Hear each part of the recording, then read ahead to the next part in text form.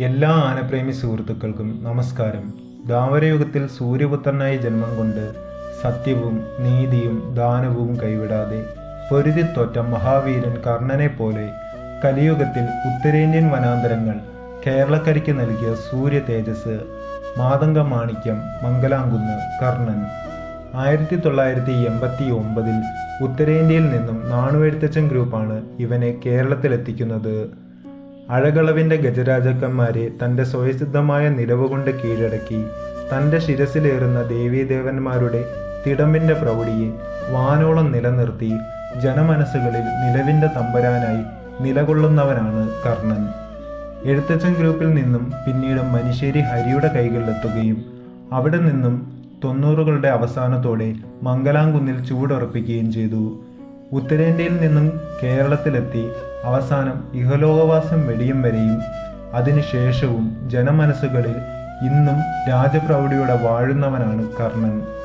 അഴകും അളവും ലക്ഷണത്തെവുകളും നിറഞ്ഞ ഒട്ടനവധി ഗജരാജക്കന്മാരുടെ ഇടയിലാണ് ഇവയിൽ യാതൊന്നും തന്നെ അവകാശപ്പെടാനില്ലാത്ത അവൻ്റെ വരവ്. എന്നാൽ മറ്റാർക്കും അവകാശപ്പെടാനില്ലാത്തതും സാക്ഷാൽ സൂര്യപുത്രനായ കർണന് കവചകുണ്ഡലങ്ങൾ എപ്രകാരം പ്രധാനമായിരുന്നോ അപ്രധാനം ഇവനും ജന്മസിദ്ധമായി കിട്ടിയ ഒന്നുണ്ട്: ഒറ്റ നിലവ്. അതിനു മുമ്പിൽ കീഴടങ്ങാത്തതായി ആരും തന്നെ ഉണ്ടായിരുന്നില്ല. ഒരു കാലത്ത് ഏഷ്യയിലെ തന്നെ ഏറ്റവും വലിയ ഉയരക്കേമനായിരുന്ന സാക്ഷാൽ കണ്ടംപള്ളി ബാലനാരായണനെ പോലും മുട്ടുകുത്തിച്ചവനാണ് കർണൻ. ബാലനാരായണൻ, ശ്രീകൃഷ്ണൻ, സൂര്യൻ, രാമചന്ദ്രൻ, ഗോവൻ തുടങ്ങിയ ഒട്ടനവധി ഗജരാജ കൊടുമുടികളെയും ശ്രീനിവാസൻ, ശിവസുന്ദർ, കുട്ടിശങ്കരൻ, പത്മനാഭൻ, ഗണപതി തുടങ്ങിയ ഒട്ടനവധി അഴകിൻ്റെയും ഗജലക്ഷണ തികവിൻ്റെയും ഗജരാജക്കന്മാരെ തൻ്റെ സ്വയസിദ്ധമായ നിലവ് കൊണ്ട് നിഷ്പ്രഭമാക്കി മാറ്റിയവനാണ് കർണൻ. അവൻ്റെ കാൽപാദം പതിയാത്ത ഒരു പൂരപ്പറമ്പ് പോലും ഉണ്ടായിരുന്നില്ല.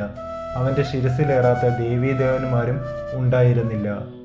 ചക്കുമരശ്ശേരി, ചെറായി, ഇത്തിത്താനം, കുന്നംകുളം തുടങ്ങിയ ഒട്ടനവധി മത്സരപൂരങ്ങളിലും ആറാട്ടുപുഴ, നെന്മാറ, വൈക്കം, ഉത്രാളി, ഏറ്റുമാനൂർ തുടങ്ങിയ ഒട്ടനവധി എഴുന്നള്ളപ്പ് പൂരങ്ങളിലും ദേവീദേവന്മാരുടെ തിടമ്പിൻ്റെ പ്രൗഢിയെ വാനോളം നിലനിർത്തിയവനാണ് കർണൻ.